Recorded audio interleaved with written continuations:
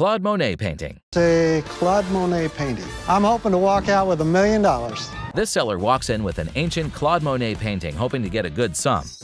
They say early period, which is very vague. I mean, he lived a very long life. Yeah. He started painting very early. So what's early period? It doesn't really tell you a whole lot. I'd like to get a second opinion. Sure, yeah, give him a call. Okay, I will. The expert seems to be a little doubtful about the painting, but considers to have another opinion. Yeah. What I'm looking at is all indication of who it could be. You will have all the oil paint sweating through the canvas. Here you don't see that. So is it real? It's in the style of Monet, but it's not absolutely not by the end of Claude Monet. Not real. Not real. Ugh. Another expert tells the seller that the painting is not real, as the canvas looks pretty new, indicating that it's not an actual Claude Monet painting. Fake baby rattle. It's a baby rattle from the early 1800s. It's sterling silver, got a whistle, and some bells on it. This customer walks into the pawn shop with an old baby rattle from the early 1800s. Is that why people had such bad teeth back in the day? If you look at the hallmark on it, it's a later hallmark. It's from 1860 to like 1890. Rick and Corey pay some attention to the rattle. Rick is being a little concerned about the item. They use like a pewter solder, which is like copper and tin. It's not a silver solder because you can see it turning green right in there. Really? Okay, well, here's my opinion of it. It's fake. Rick tells the customer that it's not that old, as the silver linings on the rattle were turning green, claiming the product as fake. People are faking baby rattles? People fake everything, okay? It looks like it's been reproduced by somebody. It just doesn't look right. Okay. I think he's wrong because I think they wouldn't put that big a piece of pearl on something that was faked. And I don't see why somebody would fake something that unique. Rick tells the seller it could have been reproduced, and the customer walks off. The Abraham Lincoln etching. I was wondering if you wanted to take a look at my Abraham Lincoln etching. That's not an etching, that's a print. Okay, my Abraham Lincoln print. Okay. I thought Abe was bald. Why would you think that Abe Lincoln was bald? Because he always wears that top hat. This customer named Jeff walks into the pawn shop with an old Abraham Lincoln etching in his hand. Coming to the pawn shop today to see if I can sell my Abraham Lincoln print. The reason I want to sell it today is I've had it for so long and not really done anything with it. I don't really know how much it's worth, but with it being Abraham Lincoln, there's a chance that it could be worth a lot of money. The customer says that he had this print for quite a long time and that he didn't know much about what exactly he could do with it. In 1865, they still used lamp black, iron filings. It was a weird combination for ink, okay? After 60, 70, 80 years, those iron filings began to rust. That's why when you look at old documents and things like that, all the letters are no longer black, they're orange. Okay. First hint on anything this age is why do we have black ink then? Right. Rick has a certain problem here with Jeff's old print of Abraham. He tells Jeff that old documents used to be written with iron filings, which, after a certain amount of years, begin to rust. This was not the case with Jeff's print, where it had Abraham's name mentioned, as the letters of the writing were still black. You ever hear of Joseph Kazi? He could forge just about anything. Joseph Kazi was one of the most famous forgers in American history. Kazi faked everyone, from Benjamin Franklin to George Washington, and sold them to big-time collectors. He even forged a copy of the Declaration of Independence. Rick continues with his claim that the writing on the print might not be real. He further talks about it by linking the handwriting of the print with Joseph Cozy's mimicking skill, a notorious forger in history.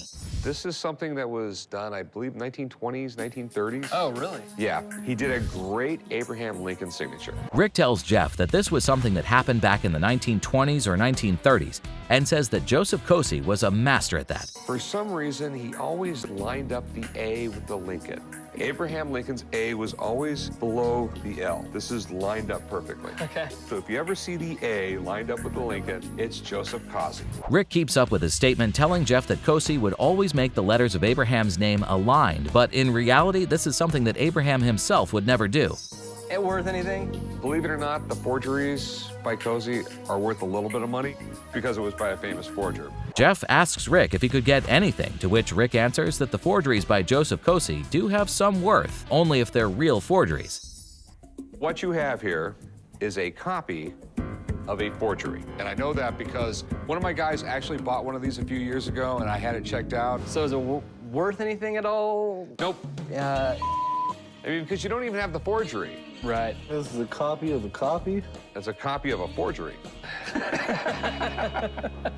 I Unfortunately, he wasn't able to make me an offer, but I think it's going to be a really interesting conversation piece from this point on. However, what Jeff had here was not a real forgery, but a copy of a forgery, as told by Rick. He also told him that it wasn't worth anything because it's not even a copy, but a copy of a copy. The signed Godfather script. I have a script of The Godfather. Okay. It came with a picture of The Godfather and an autograph inside by Al. You think it's the Al we're both thinking of? Yeah. A customer walks in with a script of The Godfather.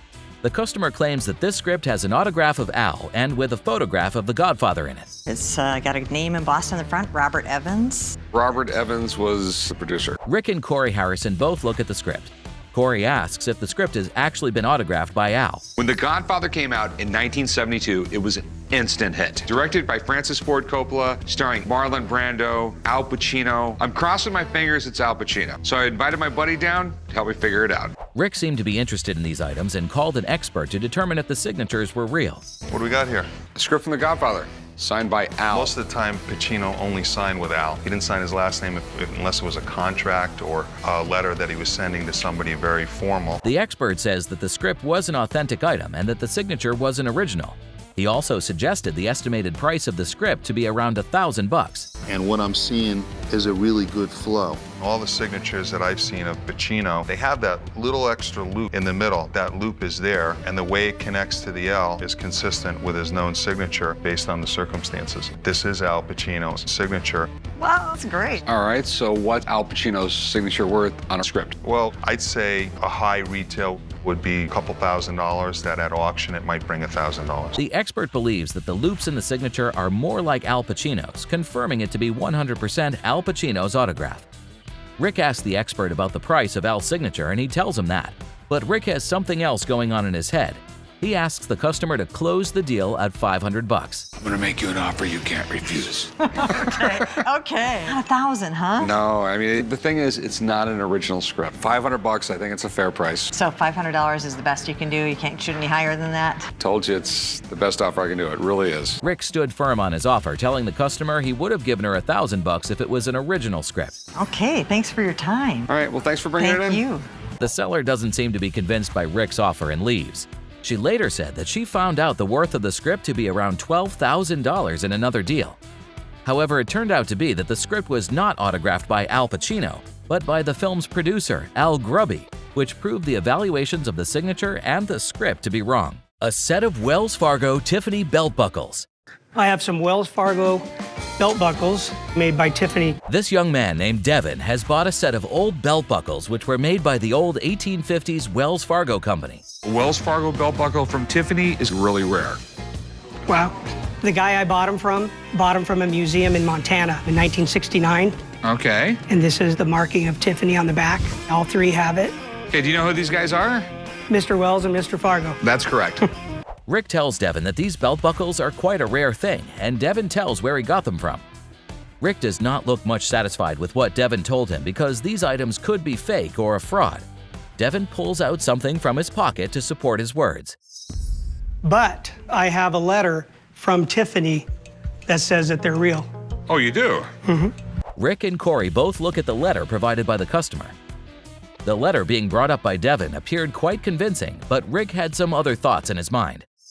Tiffany would never make a belt buckle, then solder the little latch over their logo. Anything associated with Tiffany was done perfectly, therefore I know it's not Tiffany's. None of these belt buckles popped up until 1970-ish.